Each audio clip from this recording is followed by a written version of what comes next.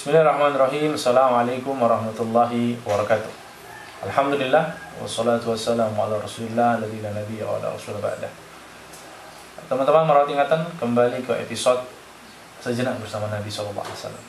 Kita melompat di tahun 8 Hijriah, tepatnya di bulan Ramadan. Terjadi salah satu peristiwa yang sangat-sangat penting dalam perjalanan sirah Nabi sallallahu alaihi wasallam. Peristiwa disebut dengan Fatu Makkah atau pembebasan kota Makkah. Jika kita baca di buku-buku sejarah Nabi atau sirah Nabawiyah, sebenarnya peristiwa Fatu Makkah itu tidak berdiri sendiri, atau ada rentetan panjang sebelumnya bagaimana peristiwa ini atau pembebasan kota Makkah yang menjadi cita-cita Nabi SAW bisa terwujud. Sahdan sebelum terjadi Fatu Makkah di tahun 8 Hijriah, tepatnya di bulan Ramadan, ada perjanjian damai atau gencatan senjata yang dilakukan Nabi SAW bersama orang-orang Quraisy di tahun ke-7. Dan tetapi pihak Quraisy atau mereka yang bersama Quraisy ini membatalkan perjanjian karena ada satu kasus pembunuhan, sekutu Quraisy yang membunuh dengan sekutu Nabi SAW. Maka terjadilah peristiwa Fatu Makkah ini. Orang-orang Quraisy ketika itu sudah berusaha mencoba mempertahankan atau memperbaharui perjanjian ini, tapi Nabi SAW enggan dan tidak mau. Boleh jadi karena Nabi SAW memang merencanakan untuk membebaskan kota Makkah. Inna fatahna laka fatham mubina, sebagaimana yang Allah Subhanahu wa taala janjikan dalam surah Al-Fath. Maka Nabi SAW membawa sahabat yang kurang lebih berjumlah 10.000 pasukan. Nabi SAW berangkat menuju Makkah yang sudah diatur demikian rupa, dan memang tampak sekali Nabi SAW merencanakan pembebasan kota Makkah ini sebaik, secermat, dan sedetail mungkin. Karena tujuannya adalah membebaskan kota Mekah tanpa pertumpahan darah. Dan ini ajib teman-teman yang Allah rahmati, karena kita tahu dalam sejarah peradaban manusia itu membebaskan sebuah kota atau menaklukkan sebuah wilayah itu hampir sulit tidak terjadinya pertumpahan darah, perampasan, perampokan, bumi hangus, pemerkosaan, merendahkan penduduknya. Sulit kita dapatkan sejarah yang seperti itu. Tapi Fatu Makkah atau pembebasan kota Makkah adalah cerita yang istimewa. Karena memang Nabi SAW secara singkat ceritanya ibaratnya adalah orang yang dulu terusir dari kampung halamannya sendiri, kemudian berusaha ingin kembali ke rumahnya. Itu yang terjadi di Fatu Makkah. Maka bagaimana mungkin Nabi SAW akan membebaskan rumah Allah, Baitullah, yang di dalamnya ada Ka'bah al-Musyarrafah, kemudian dengan cara-cara yang tidak terhormat. Plus ditambah orang-orang Quraisy itu adalah karib kerabat dan keluarga Nabi SAW. Maka penaklukan atau pembebasan kota Mekah ini betul-betul diatur dan direncanakan sangat-sangat cermat oleh Nabi SAW.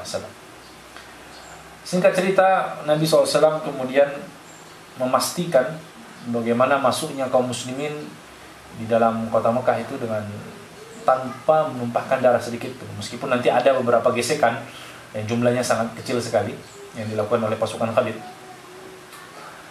Tetapi ada beberapa potret yang menunjukkan Nabi SAW ketika memasuki kota Mekah itu. Ada sebuah riwayat disebutkan Nabi SAW itu memasuki kota Mekah dengan kondisi yang sangat khusyuk dan tawadhu, meresapi apa yang telah dijanjikan Allah berupa kemenangan. Inna fatahna laka fatham mubina. Bahkan diriwayatkan Nabi SAW itu di atas tunggangannya memasuki kota Mekah dalam keadaan menundukkan kepala dengan begitu khusyuk dan dalam. Saking rendahnya tundukan kepala Nabi itu sampai seakan-akan menyentuh dudukan tunggangannya. Dan beliau sambil membaca surat Al-Fath diulang-ulang. Inna fatahna laka fatham mubina, mengingatkan pada diri beliau bahwasanya apa yang telah dijanjikan Allah adalah benar adanya dan pasti terjadi. Dan inilah janji Allah Subhanahu wa taala kepada nabinya, itu diberikan kemenangan atas orang-orang yang dulu memusuhi. Singkat cerita, Nabi SAW masuk kota Mekah. Penduduk Mekah dengan sebelumnya sudah mengamankan dirinya, karena Nabi SAW memberikan jaminan keamanan barang siapa yang masuk, berada di Masjidil Haram, masuk masjid, masuk rumah, berlindung di rumah Abu Sufyan, maka dia amin, dia aman, tidak akan ditimpahkan darahnya. Maka Nabi SAW masuk dalam kota Mekah, tawaf di Ka'bah, kemudian beliau masuk ke dalam Ka'bah, membersihkan berhala-berhala, dan juga beberapa hal yang tidak baik yang diletakkan oleh orang-orang musyrik Quraisy ketika itu di dalam Ka'bah. Dan ini yang paling menegangkan. Kita tahu Nabi SAW adalah orang Mekah yang terusir secara zalim, ya, dimusuhi, didustai, didurhakakan oleh keluarga kaumnya sendiri, ya. Maka digambarkan itu ya, kalau kita baca beberapa kitab sirah seperti Sirah Ibnu Hisham, ya, orang-orang itu semuanya berkumpul di sekeliling Ka'bah itu. Mereka dengan harap-harap cemas menunggu apa keputusan atas nasib penduduk Mekah. Ya. Maka orang-orang Mekah itu cemas. Ternyata sosok yang mereka musuhi sejak lama pada akhirnya memenangkan perseteruan dan pertengkaran ini. Ya. Ternyata apa yang dijanjikan Muhammad SAW adalah benar, dan Allah Subhanahu wa taala memberikan kemenangan itu kepada Nabi. Maka kita bisa bayangkan psikologinya itu. Orang yang kalah, ya, berhadapan dengan orang yang dia musuhi, dan dia tuh mungkin akan ingat semua bentuk kesalahan dan sikap buruknya kepada orang tersebut. Maka itulah yang dialami penduduk Mekah yang dulu memusuhi dakwah Nabi SAW, mengusir, menzalimi para sahabat, ya, menyakiti mereka. Dan sekarang mereka berhadapan dengan Nabi SAW sebagai pembebas, pemenang, dan nasib mereka sedang berada di ujung tanduk. Maka orang-orang menunggu apa yang akan diucapkan Nabi SAW. Maka Nabi SAW keluar dari Ka'bah. Beliau kemudian memulai khutbahnya. InsyaAllah kita akan belajar tentang akhlak dan besarnya dada dan hati Rasulullah SAW. Ya, beliau kemudian mengatakan setelah beberapa rangkaian kalimat yang diucapkan, Nabi SAW bersabda, "Ya ma'syarul Quraisy, ma tadhunnun anni fa'ilun bikum." Wahai orang-orang Quraisy, kira-kira apa yang akan aku perbuat kepada kalian? Ini apa, sedikit gertakan mungkin. Nabi SAW, kira-kira apa yang akan aku perbuat dan apa yang akan aku perlakukan kepada kalian? Ya. Dan ingat Nabi SAW sebagai sosok yang menam, yang dulu, ya, diusir dari kampungnya sendiri, dizalimi, ya, dipersekusi, disakiti dengan secara zalim. Dan teman-teman tahu ya, manusia itu, kita ini, ya, sebagai manusia biasa itu, secara tabiat bawaan itu kita susah, ya, melupakan hal-hal yang menyakitkan dalam hidup kita. Ya. Dan manusia selalu punya alasan untuk mendendam, ya, kepada setiap luka yang dia terima di masa lalu dalam kehidupan. Dan itu sah-sah saja. Allah Subhanahu wa taala berfirman dalam surah An-Nahl itu, "Wa in aqabtum fa'aqibu bimithlihi." Ya. Kalau kau memang mau membalas Muhammad, balas dengan setimpal. Ya. Wa la in sabartum, ya, tapi kalau kau memilih sabar, ya, maka kesabaran itu adalah lebih baik. Ya, kesabaran itu adalah lebih baik. Maka orang-orang Quraisy ketika ditanya, apa yang akan aku perbuat kepada kalian? Maka orang-orang Quraisy mengatakan, khairah.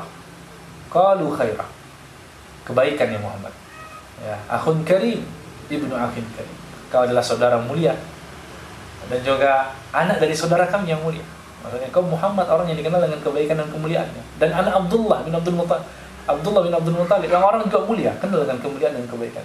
Maksudnya ya inilah mental orang yang kalah, ya, mengharapkan ulas kasih dan ampunan dari orang yang memenangkan, yang menang, yaitu Rasulullah SAW.